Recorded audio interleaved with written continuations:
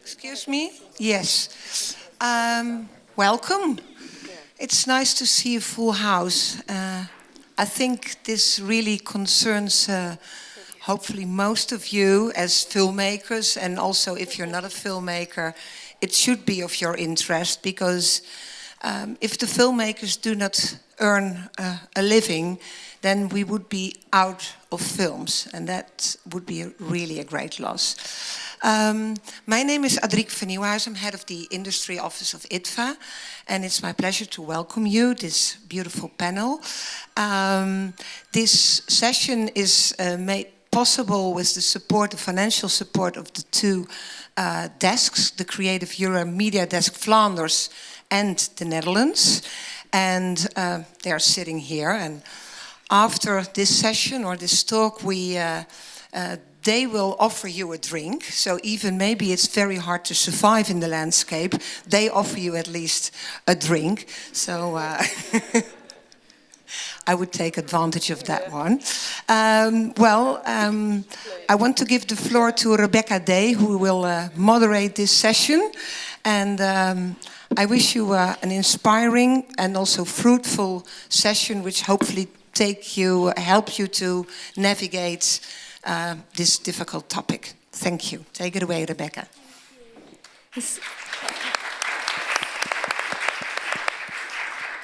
Thank you. Hi, everyone. Can you hear me okay? It's working. Great. Hi, I'm Rebecca. I'm just going to introduce myself a little bit first, actually, before I introduce everybody here, because I was kind of intrigued when IDFA asked me to moderate this panel.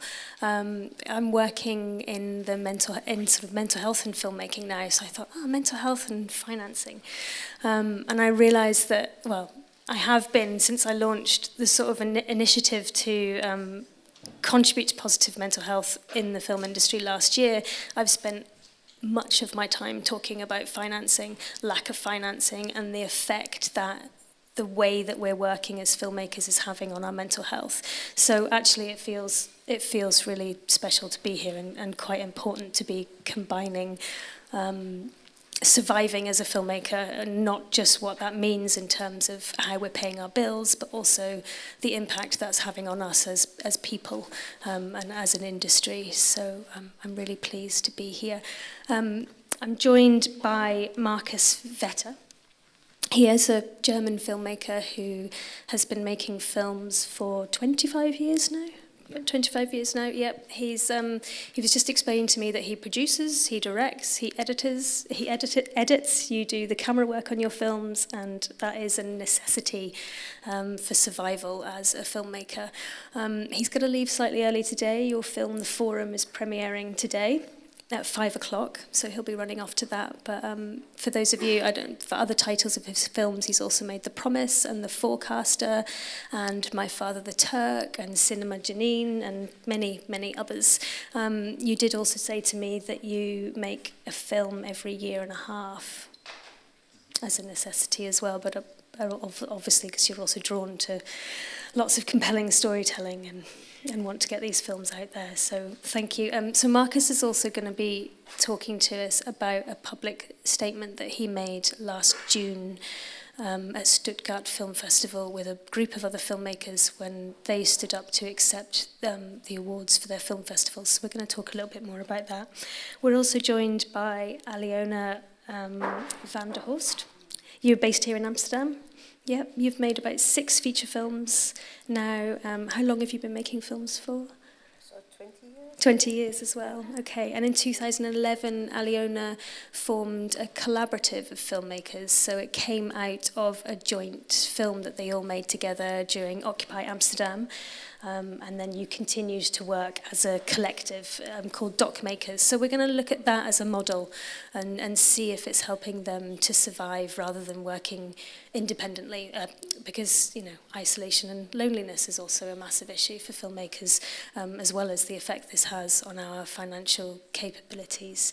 And lastly as well, we have Pauline Durand-Vialle, who is the director of the Federation of European Film Directors. So you've been with them since 2014. And you also have a background in international sales and distribution. So you know the industry well, and you're advocating for film directors across Europe. Yeah, and Pauline's here to share with us some findings from some research that they've recently completed about the earnings of filmmakers in Europe. So I'm sure you'll all be very interested to see what's come out of that, and possibly not surprised. So we'll see what she has to say. I think we're going to kick off with those findings. Actually, it seems a good way to start the conversation, and then we can dive into things in a little bit more depth. So we're going to do a lot of the talking, but we'd like it to be a collaborative conversation. So if anybody has any questions or comments at any point, please just shout out, and then near the end we will also open it up for more of a Q&A. Also, just worth pointing out that we're joined, there's a few people placed here in the front row from funds and research bodies and organisations that are working collectively for documentary makers, so we'll be bringing them into the conversation as well nearer the end. So, okay, we'll get started. Over to you, Pauline. Hi everyone, thanks Rebecca. So yes, as you said, I represent the Federation of European Film and TV Directors. I'm based in Brussels. How many of you are actual filmmakers in the room? Okay.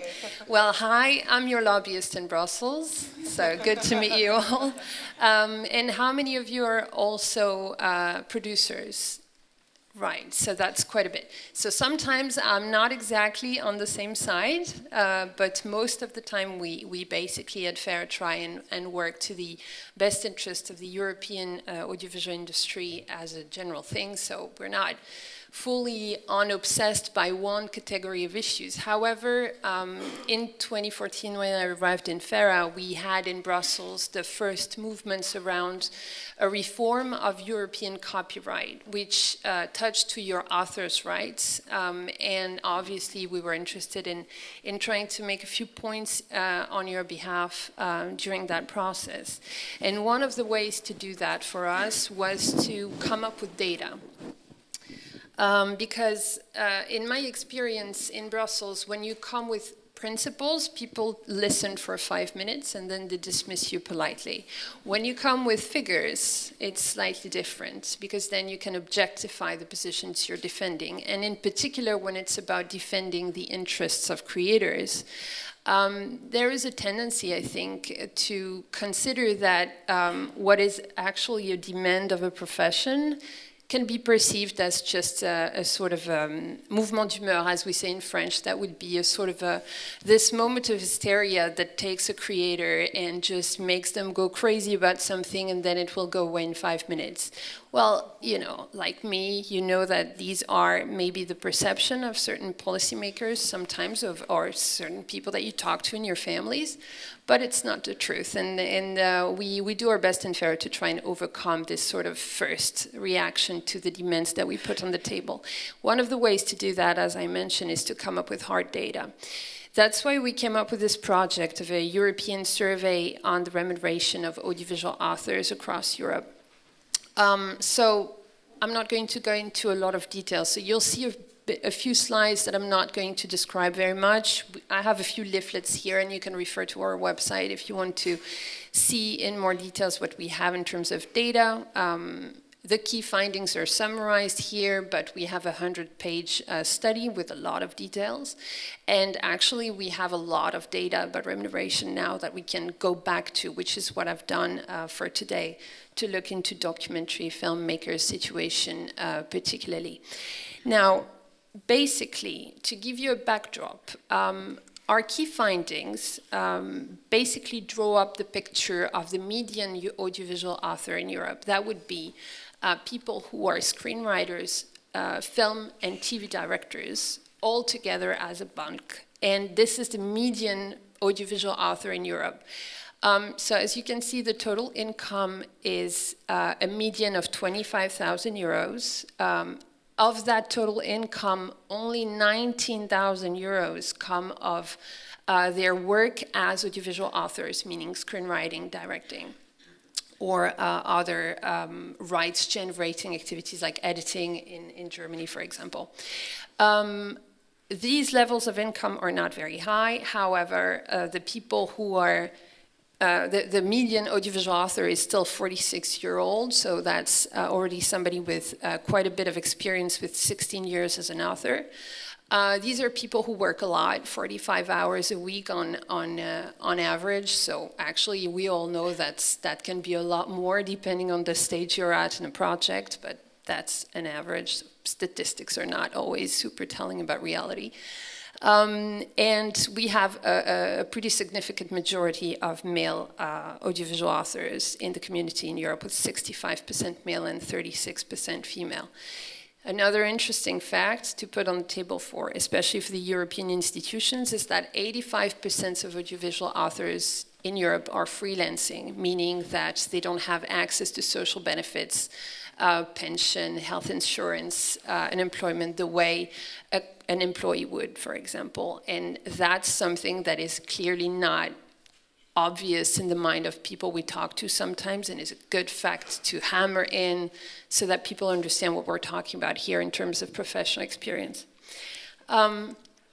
So this one is basically the progress of your income along the career. So that's a snapshot of the based on the respondents that contributed to the study. But it shows you basically two things quickly. First of all, an audiovisual author career path looks a lot like an athlete career. It peaks and then it goes down. So that means that no matter how, all of these figures, by the way, include both the money you get when you sign your contract and the money you get as royalties payment on previous works.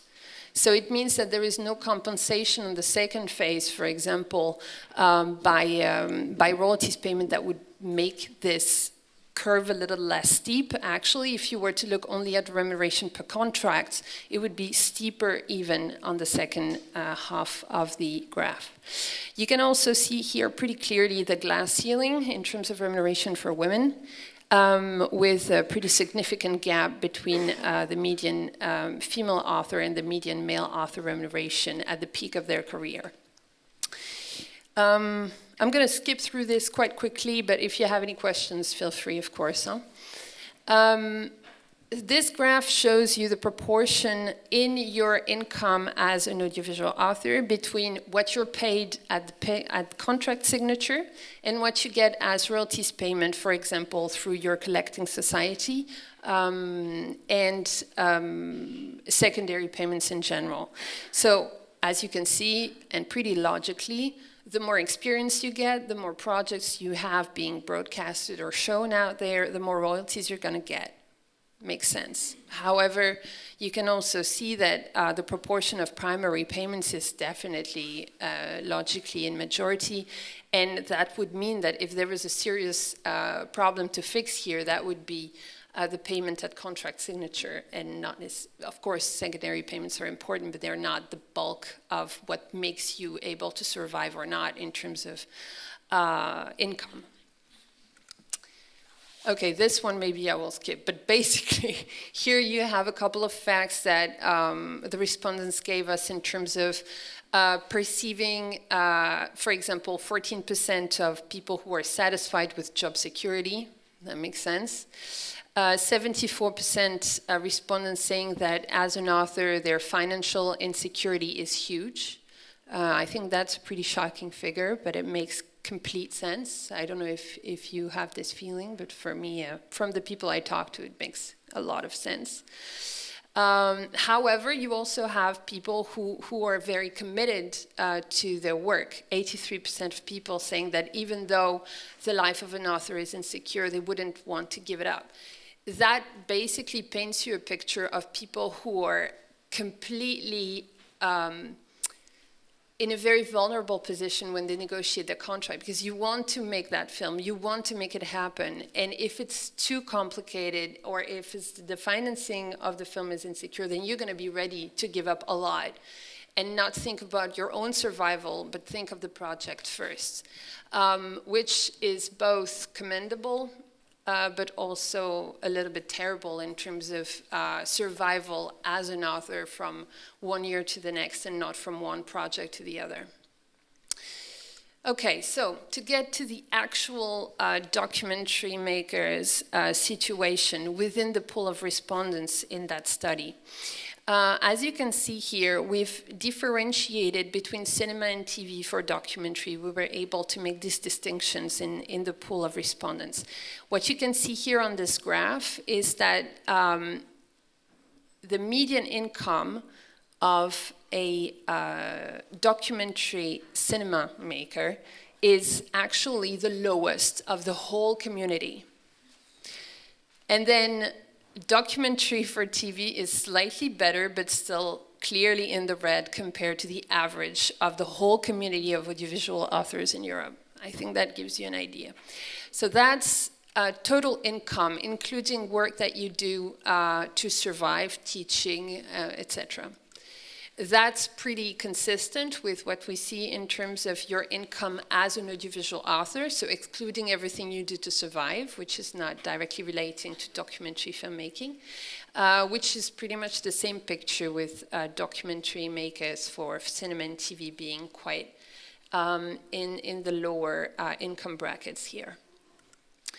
And here are the figures we get. So here I have to warn you, our study was conducted throughout European member states. So obviously the level of income in Bulgaria and in France are not exactly the same. So we did stick with a median figure because we feel like it's more telling than an average figure. So for those of you who don't know the difference, an average will be taking everything, all the figures we get for an income level, mixing them together and getting an average. Median will be the value which is exactly in the middle of the sample. So I don't know if I'm making myself super clear here, but the median is more telling about reality than the average would be, because the average can be brought very much up by the biggest income levels, and the median is kind of more telling in terms of reality of the whole community. So here you go. So we have a 30,759 euros total personal income after tax for documentary filmmakers. From work as an audiovisual author, so as a documentary filmmaker, that's significantly lower, 26,687. The difference is the income you get from doing anything but your work as documentary filmmakers. 81% of your income, therefore, comes from what you do in this area of work. I feel like I'm saying work a lot, which is never a good thing, but anyway. So the level of income we see from secondary payments, that would be royalties, broadcasting, when your film is shown anywhere and you get some royalties payment on that, 10% of the overall income as an audiovisual author. And voila, the rest you can see. The thing that I would like really to point out here is that you can see a pretty significant difference from simple to double between female film documentary makers and male documentary makers in terms of remuneration. And I think that's something clearly that needs to be addressed one way or the other. Here, maybe it's interesting to know for you that it's pretty difficult to address this issue because when you talk about equal pay, you talk about issues relating to remuneration, which are not issues dealt with naturally by public funding, for example, or by general authors' rights legislation. The level of income is very much related to your contractual relationship to whomever is commissioning the work, producing it, or each project situation. And that makes it very complicated to address. And I think I will maybe stop here before I just depress you all forever. I mean, maybe just a couple of thoughts. When we worked on these data, every time I show this presentation, people are super depressed really. Because I feel like you know this reality, but at the same time, you don't really want to know it, which I can fully understand. And it's the job of people like me to try and handle it in the best way we can, to try and find where the relationship between you and the public funding system, you and your producer, you and yourself, if you're your own producer, because it's an issue, I think, that you will stop paying yourself because you're producing, for example. I'm pretty sure that happens quite a lot.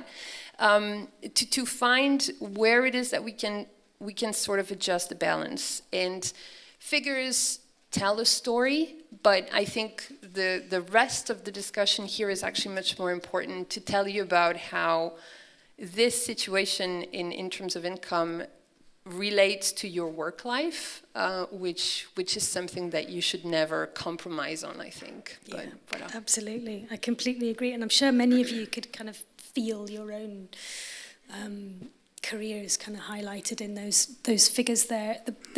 The slide that actually really sticks out for me is the one with all the bubbles on it, the one that you said you wouldn't get too bogged down in. But when I first looked through this research, when it was sent over a couple of weeks ago, the particular statistic that really stuck out was that 14% of people feel that they have job security, and 83% of you will not leave the industry. Now it's astonishing, you know, and it's commendable and it's applaudable, and it really proves, I'm talking about on one level, it really proves that we are driven by compassion, and we are not driven by our desire to earn money, and that's not why we're making films. But also what that does is it's trapping us in a situation where we know, and the funders know, that we're not going to stop making these films. And I'm hearing this is a complete reflection of all the conversations that I'm having with filmmakers about the struggle, the emotional struggles that they're having to get films made, because they're so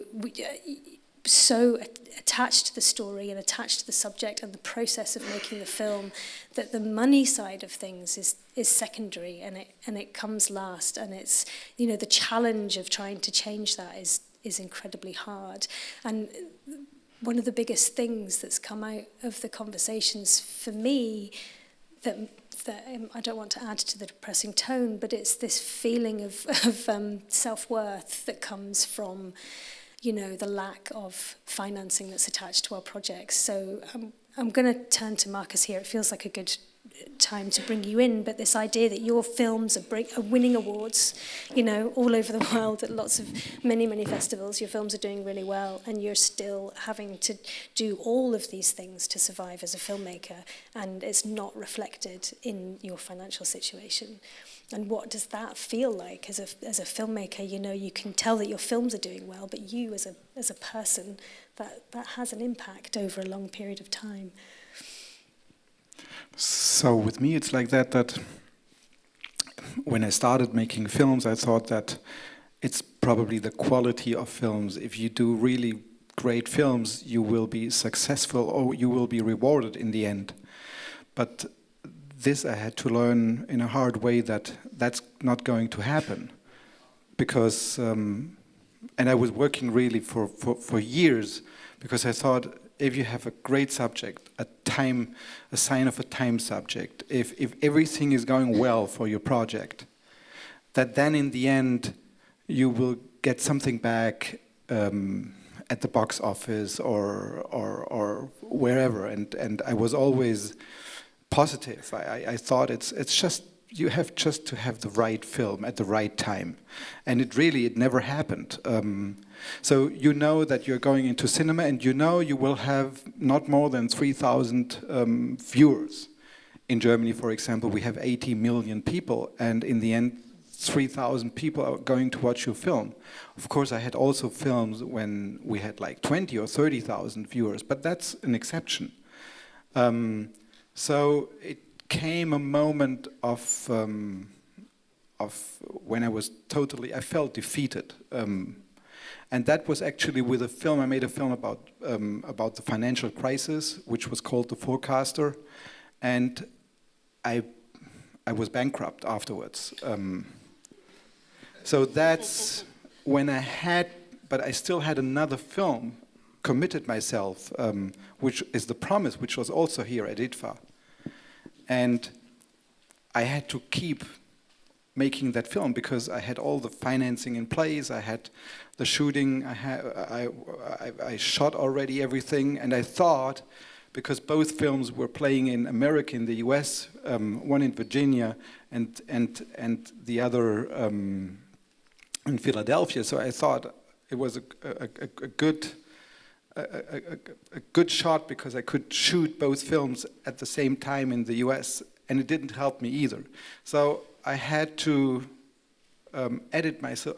I had to edit the other film already because it was such a complicated film, and then I had to edit The Promise as well because I didn't have money anymore. And after that film, I said to myself, I'm done with filmmaking, so I can't continue anymore. Mm-hmm. So I tried to get a job as a professor, but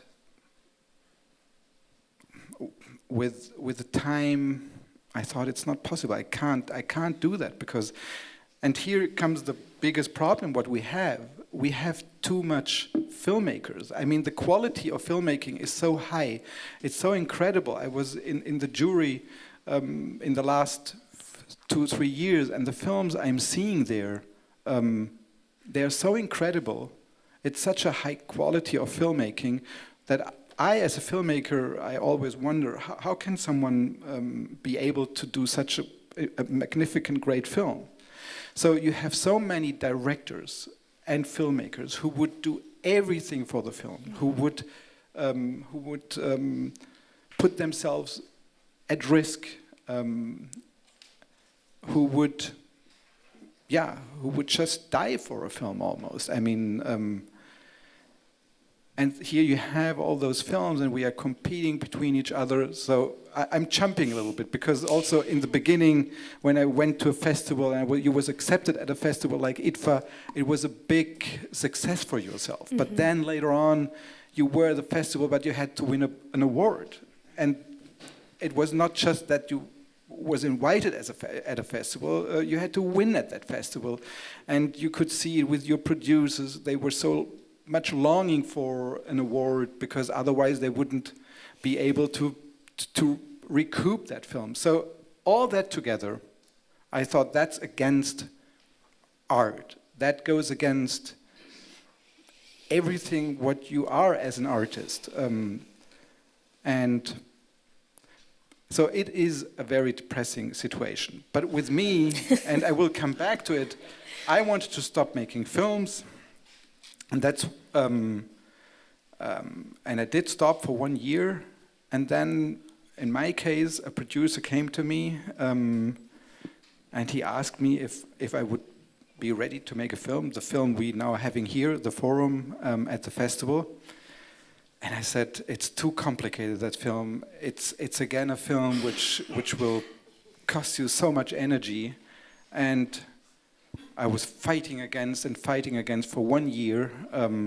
So what I did is I had a camera engineer, and he prepared for me a camera which I could shoot on my own with a sound, with a microport. I put those microports to the protagonist because I said, okay, I can't shoot anymore with 3 people.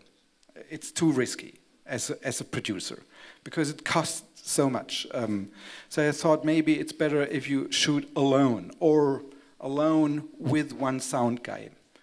So I was prepared a camera which I could conduct by my own, and we went to shoot this film in Davos, 2018. I was about to shoot it alone, but then I had an intern actually with me, and we were shooting that film together, the first part. So you're becoming creative, actually. Mm-hmm. And out of that, of course, there is also good things happening, which we can talk about later. But so that's in... All the things that make it really hard to stop making the film. So, yeah. And I'm an experienced filmmaker. I'm doing films for 25 years, and I came to a situation way where I wanted to give up. Yeah. And then you find yourself back. Yeah, now You I'm find yourself finding back myself in it. back. I gained back my energy, and I hope that I can continue. But if that is happening with me, and I was very optimistic, then of course, everybody, and this is why we are here. That's why you are working in as a psychotherapist or in that field, because it's very. You don't know anymore It's what to help do. us navigate that, Because in a very moment I thought I had a loss of 200,000 euros, and I was wondering I'm only able to make films, so where can you recover that money? I was thinking the only thing I know to do is making films, but when I'm not ready anymore to continue making films, how to recover that money, You're chasing which I your lost. tail. Yeah. And the interesting thing is, with the next film, I recovered it, and it was the first time that happened. Never a film made money, but with the promise, suddenly, I could recover exactly what I lost with the previous films. So that's also, sometimes hope comes from wherever, and suddenly. But it was a crime story. Yeah. So again, these are all these preconceptions. But here I had a crime story, and suddenly that made the money back. Which will do better. And just for transparency, I became a psychotherapist because I was going freelance from the Scottish Documentary Institute, and I knew I couldn't make a living as a producer freelance. So I thought, well, what else can I do that I could also do alongside my producing work? And I became a psychotherapist. And then I combined the two things. It made sense. But psychotherapists also can find it quite difficult to earn a sustainable living if you're doing that full time as well. So again, I find myself in a compassionate industry that struggles in similar ways. So Aliona, I want to come back to you, Marcus, and talk about the statement that you made at Stuttgart, but I just want to continue with this, just to add to this part of the conversation about your experience of. I have a similar experience of losing with my last film also, because the thing is, when you kind of you make a film, you make it to be the best film possible. Sometimes you have to edit longer or shoot more, and then so if you wouldn't make it, it wouldn't be a kind of success in the cinemas or whatever. But you never get the money back that you invested to make this film so successful, which you never know beforehand. So that's a really strange thing. So the recoupment is not for you, or at least not in the Netherlands. But that's like commenting on your story. What we did is it didn't solve all the problems, but still it was kind of coincidence, like you just said very well. There was this Occupy Amsterdam thing going on in 2011. We made a film. It was during IDFA. So I kind of gathered some of my friends, directors, said let's make a film together. The people who didn't have a premiere at IDFA, because these were the only ones who had time. So it was a kind of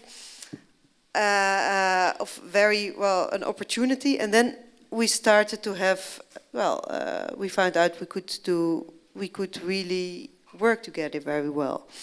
And usually you have a producer, you go there with your project and you hope the producer likes your project, and you negotiate your contract with the producer, and then you make the project.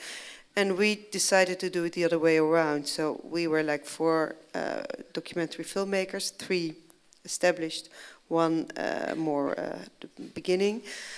And we had somebody who did production for us, and it's not that we're making more money, or it's now all of a sudden it helps, but the idea behind it was that usually when you start making a film, you take risks, and you never can go to your producer, or to most of the time there's not so much money to start your project, and so every time you have to invest a lot of money. So we wanted to have what is called the producer's fee. So this is what the producer gets of, independent of his work, which is not so much now as it used to be, but it's still to have it in our Docmakers, this is how we call ourselves, to give it to, one of us when we start a new project. So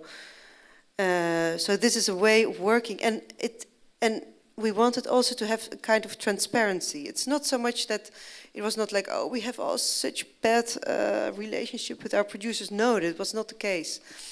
But it's about the power. And the moment you as filmmakers and you're working together with the producer, you don't have this divide. So it's not like, oh, please, can I have some money to make my film? No, it's something you discuss together, and you're saying, okay, well, I'm going to make this film. Oh, good idea. Okay, we have some days for you to research, and this makes quite a big difference. Also, well, if you talk about the emotional state of things, it makes it easier, so you don't feel you have to kind of beg or to, be happy that somebody is able to give you money to make your film. So this is actually how we work. So So it's not just, so you're sharing. So just in terms of the setup, you're all still freelancers. Yeah, we're all still freelancers, and we're not like saying like now you have to. So, but we had to invent everything ourselves because it didn't exist. So for instance, we are all very different filmmakers. It's not like, I'm more into poetics, cinematography, documentary, and everybody has their own really different, way of making documentaries. So we're not the same kind of people. So what we share is our ability to work together. Mm-hmm. And so we had to find out, like, okay, what is our commitment? Are we only going to make films with Docmakers, or are we also making films with other producers? So we said, no, we're not going to, tie it up, but, there should be a good reason to go to another producer. So you have this commitment in a way, and because you're running a company together as well. So, and there's a lot of paperwork going on because now we to set it all up, and but it also gives a lot back in a way that you know that you're with some other people, and you can ask all your questions, and you can share your doubts.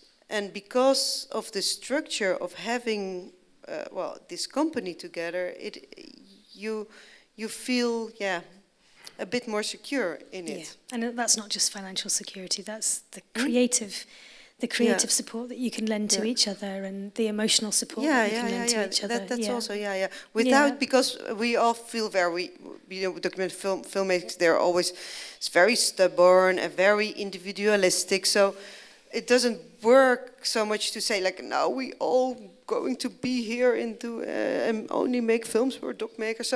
So you need a lot of freedom, but still you need to negotiate and keep on talking about, how you see the future and how it goes, and I feel like we need to do a case study on that as a working model. We recently did with Doug at the D Word. We did an online discussion about mental health in the film industry, and one of the questions that came up quite a lot was, how can we work together more collaboratively, and what would that look like, and would it make it more sustainable for us? And I think that question is still out there as a big question, and then there's not that many collectives that are operating. So it's really great to hear. But we don't want to grow too much, So that's also one of the things. Like we would love to have half of the documentary film world of the Netherlands, make films, but then we become a company again, and a producer again. So we want to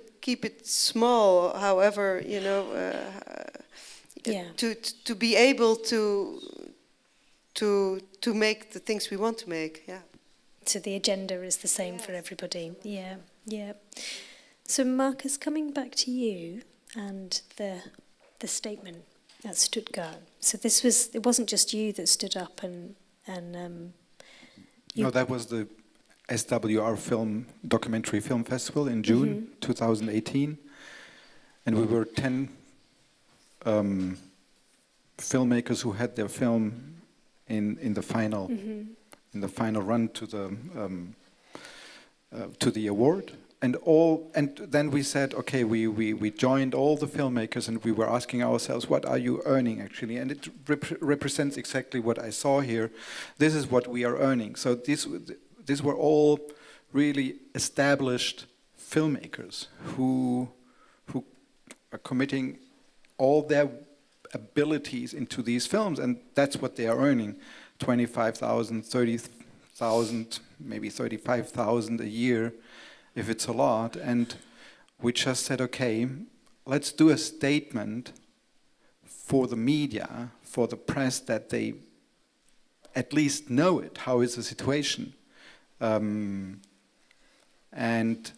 that they're aware, because it was a moment when funders also thought that we are trying to cheat, or we are trying to get a little bit more money for us, and that's not the truth. Just that the funders know that all that money with most filmmakers just goes into these films, and they have a hard time to survive. So that also for the TV station, that this idea that filmmakers may try to get money for themselves, that disappears, because it's just not true.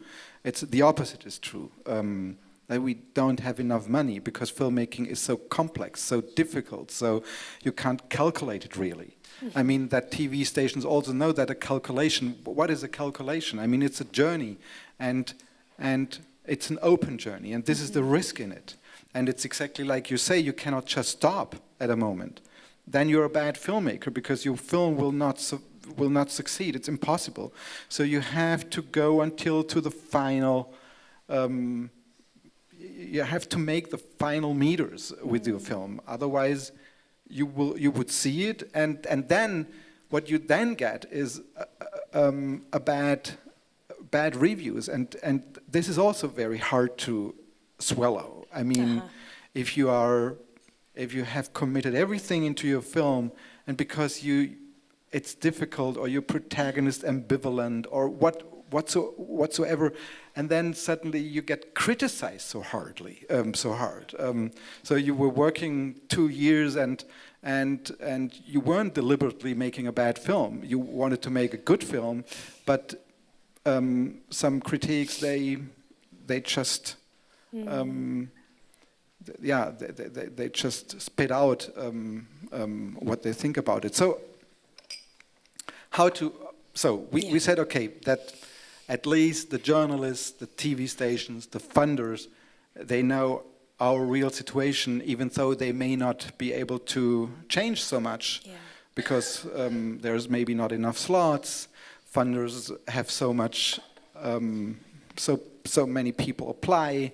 The same is for festivals. So many films want to enter into a festival, and you're not accepted, and you think you are the problem, but you are not the problem. Your films are not the problem mostly. It's just that there's too much filmmakers and too much films out there. So how to deal with that situation? And so that's maybe a positive out of it, even though it goes against maybe the cameraman and the sound man or the editor. I love editing myself. Because I had to do it. I suddenly discovered something I'm enjoying today. The same, and I'm not always doing the camera. I love working with the cameraman. It's just great. But it's also sometimes good to make the camera. But what I really appreciated, and what I will continue doing, is making sound. I just loved it so much to make the sound myself, because I'm hearing better what the protagonists are saying.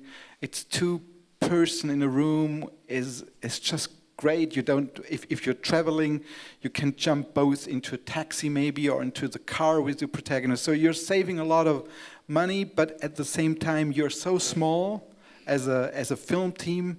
So I'm enjoying that. It's more intimate. So I try to,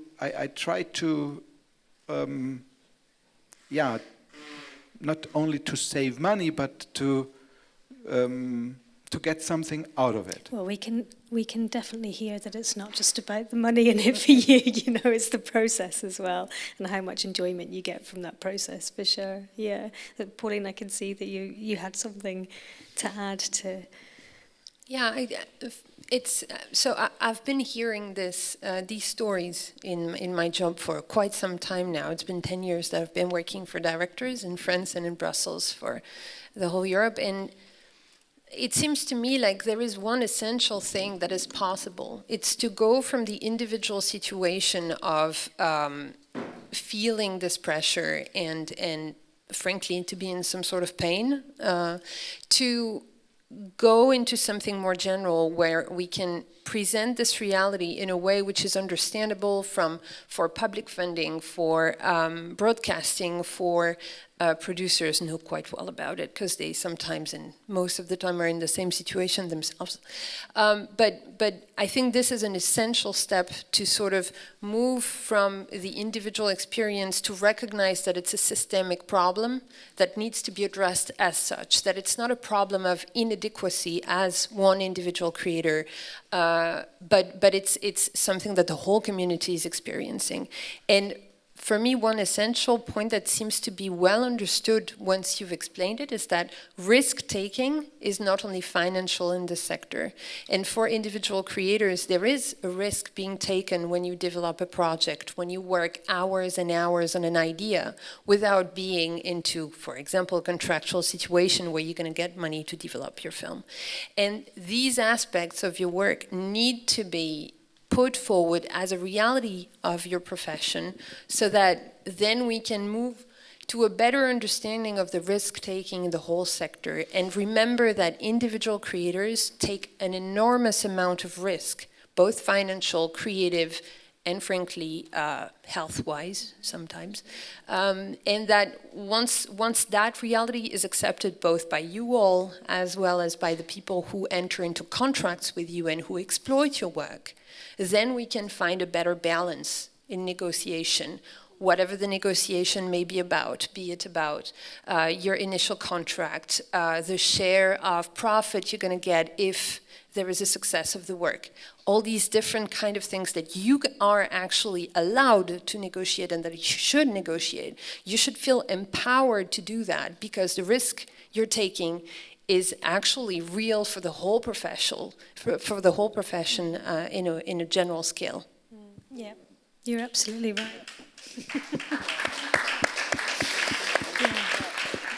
And I think that the word you used, you should feel empowered to be able to do that. We really need to feel that it will be heard if we say, actually, I've been working on this project for 2 years and we're going for the first pot of development money, and development money really comes in when you're halfway through your project, and it's recognizing all of the work that's gone into it before that is really important. Whether it can be reimbursed or not, it all needs to be stated and declared. So. And then you can find ways to adjust, just like you were describing, to adjust your creative process to the reality of the project, because you know exactly what the risk is. Everyone is aware, so you can find ways to work around it. But if you are fearing the recognition of that risk that you're taking, then you can be as flexible. Even yourself, I think that kind of works together, isn't it? So from FERA's perspective, what's the next steps? You've completed this research. Is there a solution sort of process to it, or more research to be carried out? Well, the research was really made for one particular point. So I work with European affairs. So we in FERA, we are kind of dependent about the European agenda. And when we were talking about a copyright reform, our agenda responding to that objective of the European Commission was to make sure that authors' rights and all the aspects of the risk taken by authors was properly taken into account into reimagining a new framework.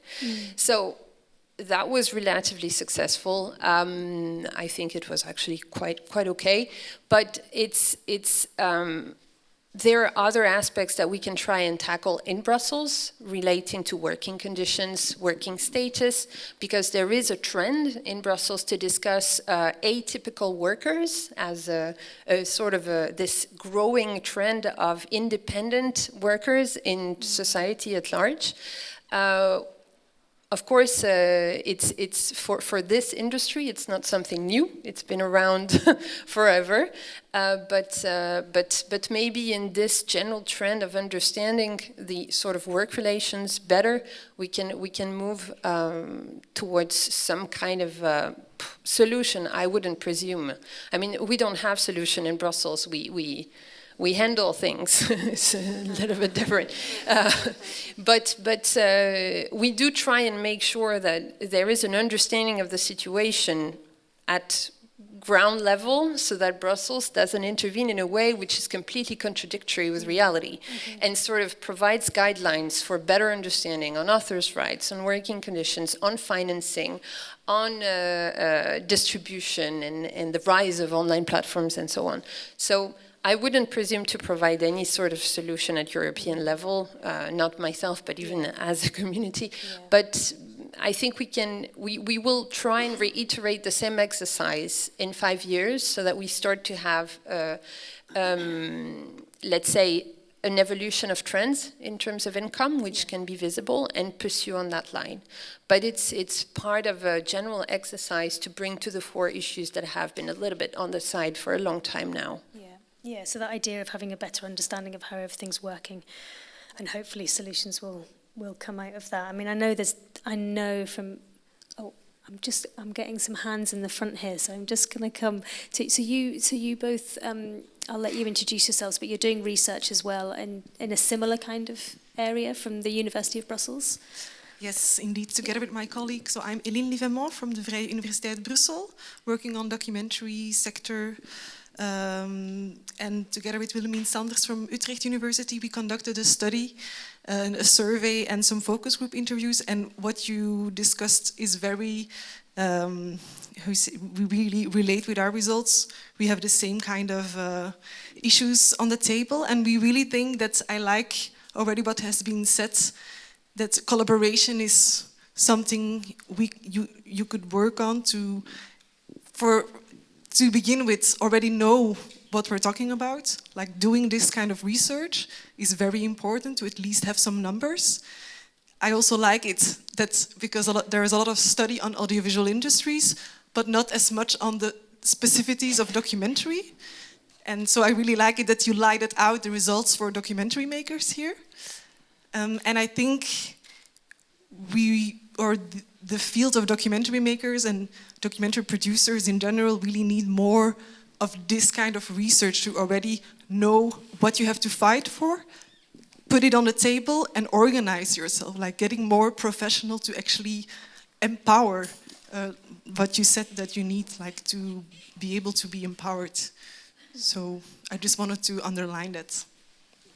Thank you. And I think you've highlighted something really key there, that you know, the work that we're doing as documentary makers is incredibly different to the rest of the audiovisual communities. And you know, I really noticed that the thing that struck me when I'm trying to make my work more general across all of the filmmaking industry is that it's impossible, you know, to fit the documentary model into all of the other models. It's really unique, and I think, Marcus, you've kind of touched on that. It's all the work that you do before you're really 100% committed to your film that cannot be accounted for. And often, you know, we're coming to stories that maybe we've been carrying with us for 10, 15 years. It's something that we might have experienced ourselves, or that we've experienced vicariously through somebody else. And all that research and all that time and all that thinking and that emotional energy that's connected to the film that we're making, how do we quantify that, or put a,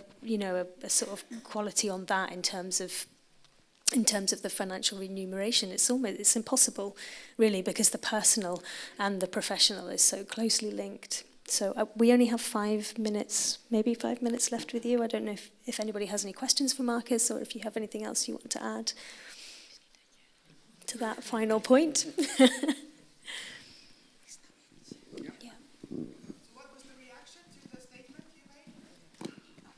No, it was very positive.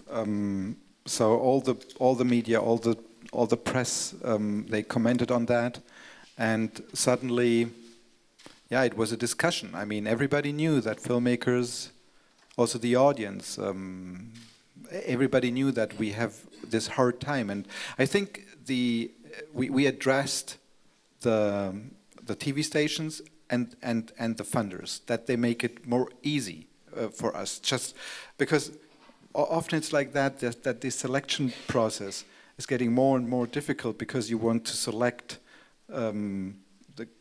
the filmmakers who have a real idea and the ones who don't, and then they want from you too long treatments which are too elaborated, which is not good for the filmmaking process, because you're writing all your preconceptions into that treatment just for the funders and just in order to gain trust. So it was just to make them aware about the situation. It doesn't help in the end, but because how to solve the problem? You cannot solve it, because to say it frankly, there's too many good filmmakers out there and too little slots, and the audience is not big enough. Actually, that's the problem. That only 3,000 people in Germany are going to a certain film, and not 30,000, and not 300,000. This is the problem, that our work is still not appreciated. Maybe because still people don't know how incredible these films are. Maybe in 20, 30 years they will know, because these films are incredible. They are just amazing, and they are so much worth the while to watch. So what's the solution? I discovered there's no solution unless the audience grows steadily, like IDFA. That's a good place where you feel welcomed from the audience, because all films are sold out, and there is where you get you get appreciated by the audience, not with money. It's your measure of success is through the audience reaction. Yeah. But, and that's the only thing I can add to that at that moment, there is a way to work a little bit more in a more confined, in a smaller team, and I learned that there's something good in that as well. The intimacy, the camera's getting smaller. So I'm continuing to work that way, because I could see I could work with a much lesser budget, and if that's the case, maybe then in the future we are maybe a little bit more able to get a little bit more out of that, if you're a producer as well. Mm-hmm. If you're not a producer, because that film, for example, which I'm showing here now, there I worked almost only as a director, because I thought I'm not going to produce anymore, and because it's too much work and too much risk, and so that's an exception. But I'm so I got my hope back. I don't know how, but now I'm again looking a little bit more positive into the future, because I found I hope to have found a way to cope with that problem. And you're going to keep making films. Yes, I will. Well, I think that's a really nice place to leave it, to have you finish on, Marcus. And every film is like having another university degree. I mean, it's the best I can imagine for my life, actually, making films. It's beautiful. And hopefully the audience comes and will appreciate in the future to make our situation easier. Yeah. a really rich and rewarding experience, and something the whole experience can never be fully, summed up by in the funding process and in the way that we get films, the strategy for getting films made. It can't. Yeah, you're absolutely right. It's a whole other, that personal involvement in it is something else. Which is why when you were using the word work before, I was thinking, well, it is work, but actually it also is something else completely. I know. I do that on purpose. I don't use the word artist or author too much when I speak with my people. Thank you, Marcus. And you all, because it's actually, thank you so much, Marcus. It was really interesting.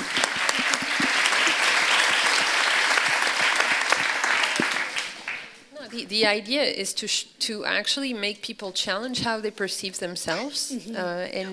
You were talking about organizing and finding solutions. For me, you have two levels of action. One is personal, definitely. I mean, there is quite a lot of work to do. There is. But also on the collective level, there is definitely a way to tackle these challenges together as groups, be they professional organizations, unions, whatever format works for your country, for your type of profession or whatever. It's absolutely essential to find a way to express ourselves collectively. There are solutions being built, for example, to try and cope with the writing phase, which is completely paid for creators through public funding. In Italy, there is a very good initiative pretty recently. There is a big think tank initiative in France to tackle this issue as well. I mean, clearly these matters are coming to the fore, and they can be discussed collectively in ways that will be meaningful, I'm pretty sure. I mean, our industry is good at finding solutions and making things happen. I don't see why it would not be possible to do it for this particular matter. Absolutely, and I think a couple of funds that I've noticed recently of just giving filmmakers or producers time to develop, so the money that's given to them is not project specific, it's just for them to develop their work. And yes, I can see a hand at the back.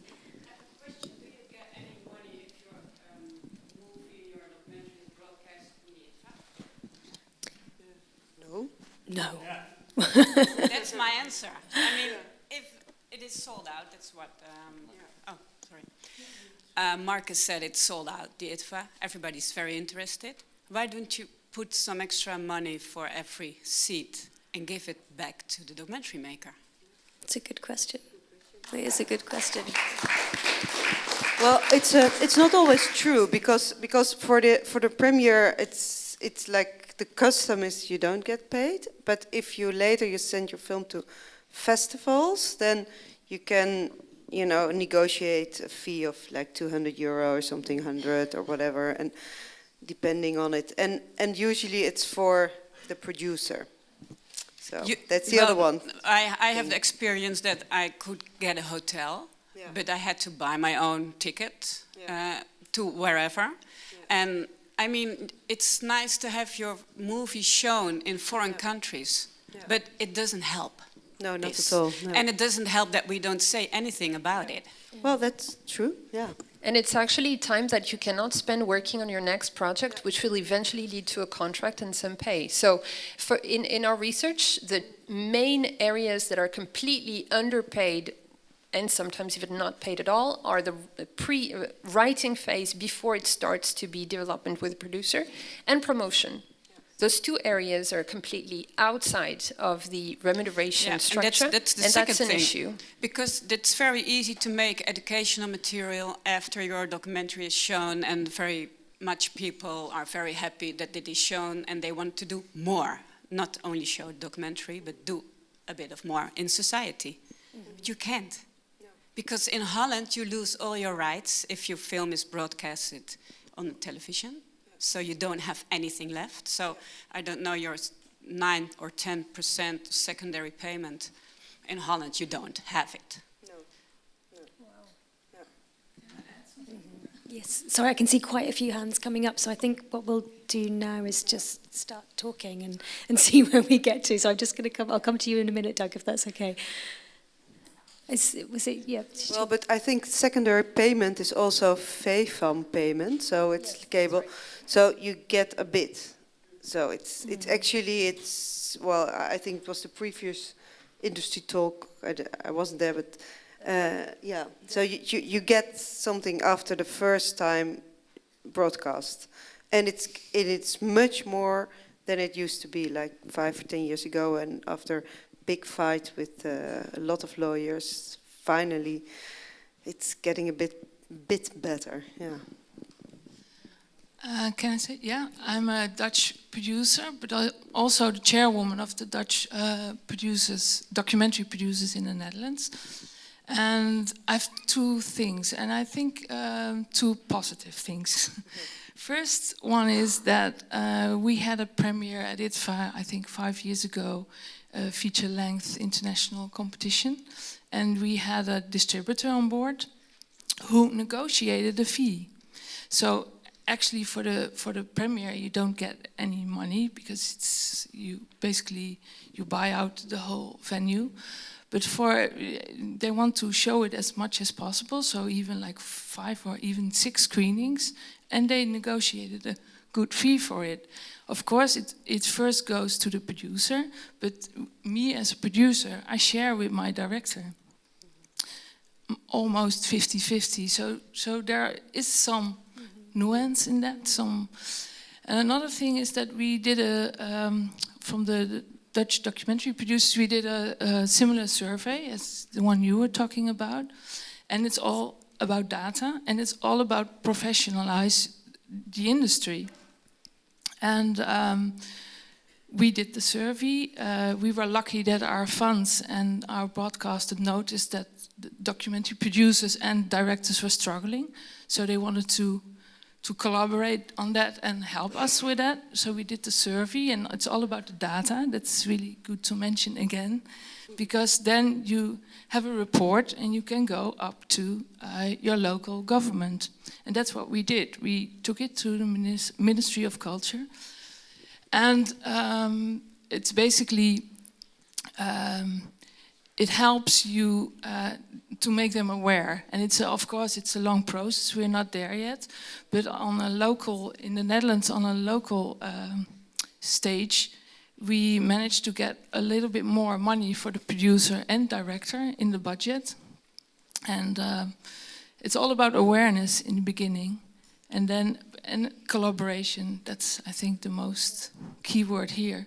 But you also have to look to yourself. So we, as Dutch producers, took a serious look at how we worked.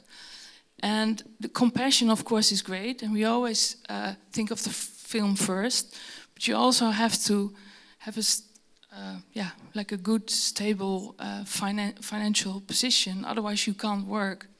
So what we do as an association, we train members in company strategy. So how many people do you need to work with in your organization to have a good financial structure for your business? So it's all about collaboration, I think, and to professionalize the business.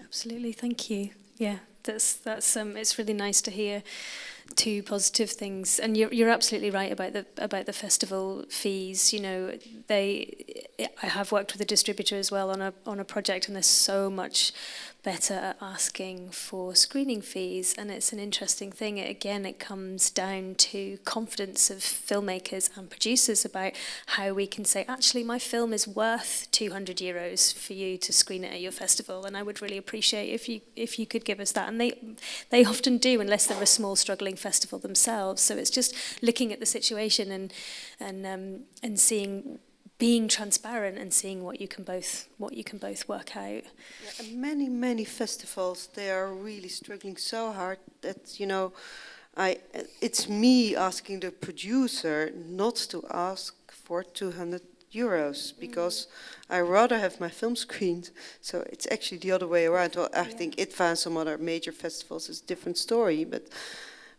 most of them, and there are so many small festivals, because, you know, most of the countries, they don't broadcast your film because, you know, if you see what television is there, and you really like your film to be in like the most remote places with a festival where all the young people come. So for me, I don't think the festival will be like Yeah, well, big festivals, notwithstanding, is a solution, actually. Yeah. Yeah. Doug? Sorry, I'll come back to you in a second if that's okay. Hi, I'm Doug Block. I'm both a producer and director from New York. I'll get to the second thing. I just want to, I don't know whether this is good news, cheerful news or not, but the situation is just as depressing in the United States as it is in Europe. This is a worldwide issue. But I'm also here, my other hat is I'm the founder and co-host of the D Word. I think maybe half of you have postcards on your seat. I ran out trying to put them on every seat. But it's d-word.com, and it's a free online community for documentary filmmakers worldwide. It's just a discussion forum and online community. It's been around for 20 years now. And it's in that mode that I want to address what Pauline was saying about the need for collective action. We have about 40 or 50 permanent discussion topics, but we do special topics week-long from time to time, and we did one that Rebecca moderated about a month or two ago on mental health and the documentary profession, and it was stunning how prevalent the mental health issue is in this business. I mean, the very first post started with someone talking about their suicide attempt 5 years ago, and it went from there. And, went on for 2 weeks, and I think a couple of things emerged from that. One is the need, I think just being able to talk about it and have these kinds of sessions and take away the stigma of depression and mental health, and be aware that there's a lot of trauma involved in making documentaries, both for you as the filmmaker, for your crew, and for your subjects. And then there's also this systemic issue of making funders and broadcasters aware of this in the same way that they've become more aware of the importance of diversity over the past couple of years, because we raised the issue over and over again, to the point now where on funding applications there's like a check mark, what is your crew like, what's the background, and I think if these are people that all have paid jobs. They're not doing this out of the love for it. I mean, they may love their jobs, but they're getting paid for it. So they have a certain amount of empathy, but they don't go through the same experience. And I think if there's the same kind of checkbox, is there a certain amount of funding set aside for dealing with the mental health issues that are being brought up? So that's one thing, but there's also the fact that as filmmakers, it's important to hear from Marcus, somebody like that, very established and successful, talking about how difficult it is for him. I think, there's a lot of talk about sustainability and this being the golden age of documentaries and all that. But I think we need to go into the process understanding that it's not sustainable. That no matter how well, this is my experience too, no matter how successful a film is, I have to reinvent the wheel every time I make a film. I have to shoot most of it so that I'm in position to make a good sample that can go up to the Netflixes of the world, and I'm competing with these, the Alex Gibneys of the world, who have these budgets. And every time we have to prove ourselves, and prove it with our films and get it to a certain point where we're, And so I just think it's really important that we are there for each other, that there are mechanisms like IDFA, like the D Word, where we can support each other as filmmakers. And by realizing it's not sustainable, then you're in it for the passion for the project and the joy of making it. And hopefully, like Marcus, you fall in love again with the craft and the art and with the pleasure of collaborating with people you like working with, and find other ways to sustain you. Maybe another part-time job or something. But you know, it's just the awareness. I think that's the critical factor whenever we're dealing with mental health. I think that's so true, and I think removing the fear of saying that it's a struggle is really important, and that will make it, you know, removing the fear of saying that making films is a struggle is important, but that will then make it easier for us to talk about money and to say, actually, I need this space, or I need this cash to do this, I need the time to think, I need the time to reflect, to process. It's all part of it, and it's not just the creative process, it's everything that's that it has value. Yeah, and that has because value. Because that's the problem here. If Yeah. you're only seeing economic value in every act of creativity, you get nowhere in terms of recognition of what you guys do, and in terms of recognition of this profession being so specific within the wide world of professions out there, from the moment you create to the moment you bring it to the audience. And that's really important, to not forget about the value of the action of creation, I think. Absolutely, and so many industries now are getting better at talking about psychological safety, and you know, in the same breath that we're talking about the sort of bottom line. So they know that if they keep their workers happy or in a healthy psychological state, then productivity increases, and industries are doing better. So in such a compassionate industry, it's surprising that we're not really addressing this full on and making sure that we're being as healthy as we possibly can be. Yes, sorry, I hope I'm not ignoring people. It's a bit hard to see everyone, so. I would just like, I'm a producer, and I agree with all you said. The producers are struggling as well. I would just like to share with you a little article that I read a few months ago and that stuck me. It was about the worth of work, how we calculate worth. And this article suggested that we should start to reconsider how we calculate worth of a work. And they did a calcul. They said that the work of, I don't want to offend anybody, but the work of a marketing person or a banker or an economist, for each euro he or she earns, destroys 7 euro or 8 euro or 3. It's really a calcul.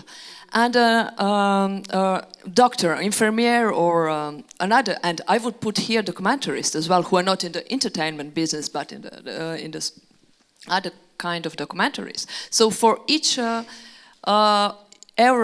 that he or she earns, he adds value, like a person in a hospital adds value on each. So there is a big disbalance in the society in general, and maybe we should address as well, we should contribute to this discussion, that we change this, because it's not possible that some people for enormous work, quality work, and work that contribute in the society cannot struggle, cannot live, and some other who destroy society, they can live very well out of this. So this should stop. Yes, absolutely. I don't think I need to add anything to that. I think it speaks for itself. Does anyone else have another question? Yeah, the back there. Yeah.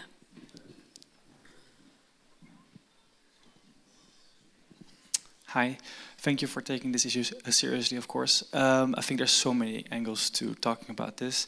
One angle that we could talk about is, in one of your slides, Pauline, the difference between fiction and documentary was very apparent as well. I think there's a collective statement or effort to be made to still raise documentary to the level of acknowledgement that fiction gets, I think. And in connection to that, I have a question for you. Have you in any way researched the difference in numbers of hours of work being done on fiction film versus documentary, in terms of how much effort we all put into our workforce, but literally that's how much time is there in difference between working on both? And maybe could that be a good data point to reference fair value, fair? I can't give you the data because we have not extracted it in that way, but we have in the bulk of data, we have the ability to do that. So I can definitely ask our research team to extract the data, looking specifically at the difference of hours of work declared, differentiating between fiction and documentary. We can do that, absolutely. I will look into it. I think that's a very interesting angle, actually. Yeah. Yeah, because that really comes from the idea, very simply, working hours have a certain fee. So the number of hours that you work should be reflected in your fee. Is that simple?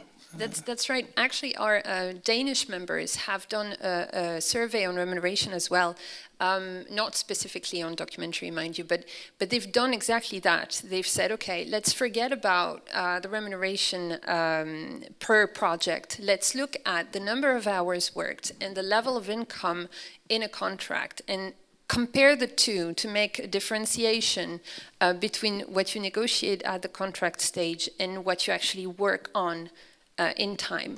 And then, of course, the average of income dropped radically in their presentation, because obviously if you take it project per project, you're going to see a certain balance. And then if you look only at time and work value in time, it's different. What we decided to do with our research was to look at yearly income as a bulk, to avoid looking into project per project dynamics, because they are a valid issue to consider, but our concern was more to show a sort of a professional survival dynamics, which is closer to the one you're looking for when you're looking at, you know, hours worked and level of income. So I will definitely look into that, and if you want, I can give you my contact and I can send it to you so that you know. But yeah. I don't know if we have many funders in the room, and Helga, I'm sorry to put you on the spot here. I know we do have Helga from the Hamburg Film Fund here. He's sitting very bravely in the front row. I'm curious as to whether or not these sorts of conversations are happening within your organisation, and you know, that sort of this raising awareness of it, and if you're beginning to talk about how you might change how you distribute funds as a result. I mean, I wouldn't be sitting here if they weren't part of our discussion. I've worked as a producer for 20 years, producing documentary films mostly, so I've seen the other side, and I know what it means to produce films, and there's a couple of things we can do and a couple of things we can't do. And after I've started working for the fund, we've made a very quick decision to up our development budgets. For about 10% of our annual budget, we'll invest in development, which I think is one of the most risk-bearing phases in production, and that's an easy step to do. Every fund can do that. There's very different opinions, even within the German funding landscape, but I'm a strong believer in supporting development and giving some, you know, guidance also through the process, so be more hands-on in that process as a fund. We are looking at the budgets that we are getting in our applications, and we're not there yet, and I'm also not sure if I really want to get there in really interacting into budget figures, because there's a certain freedom in decision making also within the production process with the producers, and it's a responsibility I don't want to take to really get figures. But when I see financing plans where I see ridiculously low licensing sums from public broadcasters, I point that out to the producers, and I tell them I think that's not. I don't think that's a standard amount for licensing. We should keep to certain standards. We as a fund, we try not to shorten funding amounts, which is something that's in a regional funding landscape is very common, that you are sort of trying to make people get by, and you sort of cut funding, and I think it results in underfinanced films, and I try not to do that. It's not always easy, because it also sometimes means you have to fund films fully and don't fund any others, and I'm asking in the room, I guess that there's different opinions about that. So, but we will, to come back to your question, yes, we're totally aware of it. We have a finite budget per year, so it's obviously we have to make decisions and have to prioritize certain projects for formal reasons, and then we have a jury to look at films. So it's a complex subject for sure. Yeah. It is. It definitely is, and I think if we're asking, where the responsibility lies, we'll just come back to that word collective. It's a collective, collaborative effort from filmmakers and producers and funders and organisations and institutions to keep talking and to keep trying to come up with solutions. But definitely this word awareness has come up a lot today, so I guess it's just keeping talking about it. Nazira, hi. Sorry, I just wanted to respond a little bit about funders, because even if often they don't have more money, I understand, but I think there can also be some awareness on milestones within the fund. So you get this percentage of the fund at this point, you get this percentage at this point, you get this percentage on delivery. And you've already worked so hard to get this fund, and then that money doesn't come often until, say, completion or broadcast, and then unless you're someone of privilege, unless you're someone from a certain demographic, how do you get to that point? And then we're creating an industry where only certain people can make films and only certain people can bridge, that void of getting to the rough cut or getting to completion. And that's a really sad situation for the industry to be in. So I think funders, if you don't have more money or you can't give more to development, just change slightly how you do your deliverables or the point at which you hit a milestone and you release some funding. Because that's a real struggle when you have various funds coming in on your film, but a lot of them are, towards the end of the project. And how do you get there? And then you're asking everyone to work on deferrals, everyone to work for free, and that's not sustainable. So that was just a thought, maybe. Not aimed at you, but in general. If you could just answer that for the whole industry. Look, I can't speak for other funds, but we give 80% of our funding is in your hands by a rough cut. So, and that's sort of a standard procedure within the German funding landscape. It doesn't save you from cash flowing your films. That's the other truth. Cash flow is a whole different technical problem. We are addressing a professional film producing landscape, so most of the producers we work with have solutions at hand, more or less. It's an ongoing problem. Again, I know it from my own experience. But I think 80% is about what we can do, because we're also a public institution and we don't take completion guarantees for our films, and we need to make sure they're delivered. Otherwise, if we spend public money on films that don't get delivered, we couldn't justify that. So we need to make sure they are delivered and then can pay the rest of the money. That's sort of the balancing of interests within the project context we have to look at. Can I briefly, I think you make a good point, and that underlines the necessity for collective discussions where you have representatives for creators who can actually give input to the film funds about the reality of the craft and how sometimes certain adjustment of the functioning of a scheme can really make a difference on the daily life of people. That's really important, I think. Maybe not always that obvious in certain countries, but not in others.